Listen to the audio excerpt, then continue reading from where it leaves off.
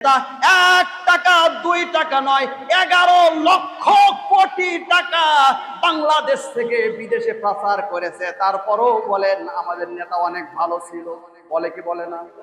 বলে কি বলে না? 1 টাকা 2 টাকা নয়, 11 লক্ষ কোটি টাকা। আমার হিসাব নয়, বাংলাদেশ ব্যাংকের হিসাব। 11 লক্ষ কোটি টাকা বিদেশে পাচার করেছে। আমার ভাইয়েরা, গবেষকেরা বলেছেন যে টাকা দিয়ে একটা দুইটা নয়, 90টা পদ্মা সেতু বাংলাদেশে করা যেত। আবার পত্রিকায় দেখলাম এই টাকাগুলির মধ্যে অধিকাংশ টাকা সন্তানের নামে, বোনের নামে, ভাগ্নির নামে, নিজের বিয়ের নামে পাঠাইছে। কত টাকা লাগে তোমারে? আবার ঘোষণা দেয়, হুমকি দেয়, দেশের পার্শ্ববর্তী জায়গায় আছি, খুশ করে দেশের মধ্যে প্রবেশ করবো, বলে কি বলে না? আমার ভাইয়েরা, তোমরা যারা ওই নেত্রীদের অনুসরণ করো, তোমাদের বলতে চাই দুনিয়াও শেষ, আখিরাতও শেষ। মান তাসাব্বা বিকওমিহি ফাহুয়া মিনহু। নবী আমার বলেছেন, যারা যাকে অনুসরণ করবে হাসর নাসর তাদের সঙ্গী হবে। তোমার নেত্রীর ভালোবাসা কার সঙ্গে তোমরা কি দেখতেছো না? কার সঙ্গে ভালোবাসা? কার সঙ্গে ভালোবাসা? মোদির সঙ্গে এত মহব্বত কেন? হিন্দুদের সঙ্গে, নাস্তিকদের সঙ্গে, মুশরিকদের সঙ্গে সম্পর্ক। ওর হাসর নাসর ওদের সঙ্গী হবে তোমরা যদি ওকে ভালোবাসো। আল্লাহকে সাক্ষী রেখে বলতে চাই, মান তাসাব্বা বিকওমিহি ফাহুয়া মিনহু। তোমার হাসর নাসর তার সঙ্গী হবে। অতএব আসো, জীবনের সব কিছুর চাইতে লা ইউমিনু আহাদুকুম হাত্তা আকুনা আহাব্বা ইলাইহি মিন ওয়ালিদিহি ওয়া ওয়ালাদিহি ওয়ান নাসি আজমাইন। আল্লাহর নবী বলেছেন, তোমরা ততক্ষণ পর্যন্ত মুমিন হতে পারবে না যতক্ষণ পর্যন্ত তোমাদের সন্তান সন্ততি, আত্মীয় স্বজন, এমনকি নিজের জীবনের চাইতে আমি নবী আমাকে বেশি ভালো না বাসতে পারবে। আমার ভাইয়েরা, যদি আমরা মুমিন হতে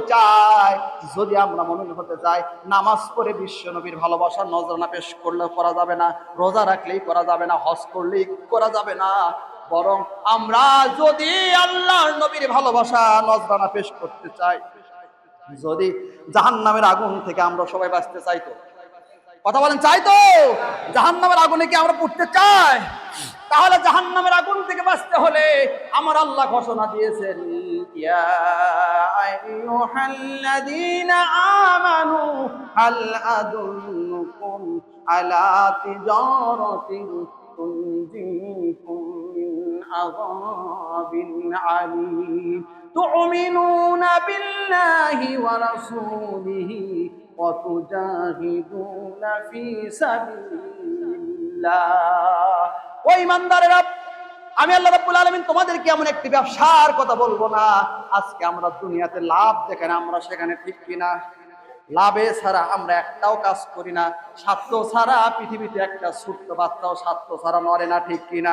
আমার আল্লাহ বলতেছেন, বান্দারে, আমি তোমাদেরকে এমন একটি ব্যবসার কথা বলবো না, যে ব্যবসা করলে তুমি জাহান্নামের কঠিন আযাব থেকে তুমি বাঁচতে পারবে। আল্লাহ পাক নিজে প্রশ্ন আউট করে দিয়েছেন, ব্যবসার কথা বলেছে, যে ব্যবসা করলে জাহান্নামের আগুন থেকে বাঁচতে পারবে। আলা আদুল্লুকুম আলা তিজারাতিন তুনজিকুম মিন আযাবিন আলীম তু'মিনুনা বিল্লাহি ওয়া রাসূলিহি। সেই ব্যবসাটি হলো আল্লাহর উপরে ঈমান আনতে হবে, রাসূলের উপরে ঈমান আনতে হবে। ওয়া তুজাহিদুনা ফি সাবিলিল্লাহ, আর আল্লাহর রাস্তায় জিহাদ করতে হবে। আল্লাহর রাস্তায় জিহাদ বলতে লাঠি একখান নিয়া, বন্দুক একখান নিয়ে মারামারি, এর নাম জিহাদ। বরং আল্লাহর জমিনে আল্লাহর হুকুমত প্রতিষ্ঠার জন্য জিহাদ হলো মুখের জিহাদ, জিহাদ হলো কলমের জিহাদ, জিহাদ হলো প্রচেষ্টা। আপনি যেভাবেই হোক আল্লাহর জমিনে আল্লাহর দ্বীন প্রতিষ্ঠার জন্য আপনার অবস্থান থেকে চেষ্টা করবেন। এই চেষ্টার নামটাই হলো জিহাদ। কি কথা বোঝা গেছে? কথা বুঝতে পারছেন?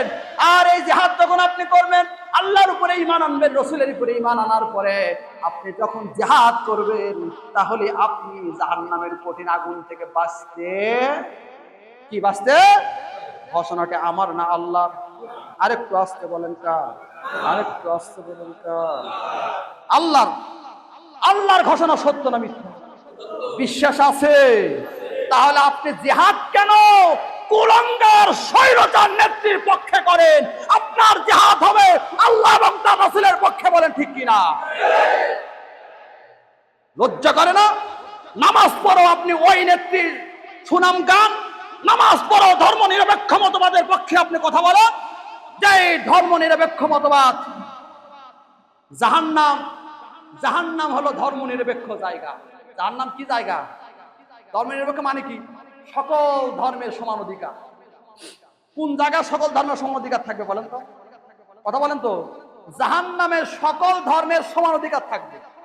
মুসলমান, হিন্দু, বৌদ্ধ, খ্রিস্টান সবাই যে জায়গা থাকবে সে জায়গার নাম কি? আর জান্নাত হলো এমন একটি জায়গা যেখানে আল্লাহ রাব্বুল আলামিন একটু স্বার্থপরের কাজ করেছেন নাকি? যেখানে আল্লাহ রাব্বুল আলামিন শুধু তার গোলামদেরকে, ঈমানওয়ালাদেরকে, মুত্তাকিদেরকে জান্নাতে রাখবেন, আর কাউকে সেখানে খুঁজবেন না। তাহলে জান্নাত কি ধর্ম নিরপেক্ষ? ধর্ম নিরপেক্ষ মতবাদের বিশ্বাসীরা আল্লাহ পাক কোরআন কারীমের মধ্যে বলছেন আসহাবুল ইয়ামিন আসহাবুশ শিমাল, বামপন্থীরা বামপন্থীদের নেতৃত্বে জাহান্নামে যাবে, আর ডানপন্থীরা বিশ্বনবীর নেতৃত্বে জান্নাতের মধ্যে যাবে। কথাটি আমার না আল্লাহ। আমার ভাইয়েরা, এই মেসেজগুলো আপনাদের সামনে দেওয়ার একটাই কারণ, যাতে করে হাসরের ময়দানে একটিও মুসল্লি যেন আমার বিরুদ্ধে মামলা দায়ের করতে না পারে। দুনিয়াতে বেকাতায় পড়বা, লাভ খুঁজো খুঁজো, সমস্যা নাই। খুঁজিচ্ছ লাভ, সমস্যা নাই। সারাদিন কিছু না করতে পারো, খুতবাতে অন্তত তোমাকে কোরআন হাদিসের কথা তোমাদের সামনে সঠিক দাওয়াত দিতে পারো। ম্যাজিস্ট্রেটের ক্ষমতা আমার নাই, বাধ্য করে আমাদের নিয়ে আসবো। ফাজলামি করবা, আমি আমার ক্ষমতা দিয়ে থাপ্পড় দিয়ে তোমাকে নিয়ে আসবো, ক্ষমতা আমার নাই। আল্লাহ ক্ষমতা দিয়েছে মসজিদের মেম্বারে হক কথা বলার, সেইটা বলা থেকে আমি বিরত থাকলে আল্লাহর কাছে জবাবদিহি করতে হবে। আসেন ভাইরা, আমরা চাই এই মসজিদের সকল মুসল্লিরা হাসরের ময়দানে একসঙ্গে আমাদের জন্য জান্নাতীদের তালিকাভুক্ত হয়ে হাসর নাসর হয়, আল্লাহর নবীর নেতৃত্বে যেন আমরা জান্নাতে যেতে পারি। তাহলে আমাদের জন্য লাভ না লস? বুঝি কিন্তু আমল করি না। আল্লাহ রাব্বুল আলামিন আমাদের সবাইকে মুত্তাকি, পরহেজগার, তাকওয়াবান, আল্লাহওয়ালা হিসেবে কবুল ও মঞ্জুর করে নিন। আল্লাহুম্মা আমিন, আল্লাহুম্মা আমিন।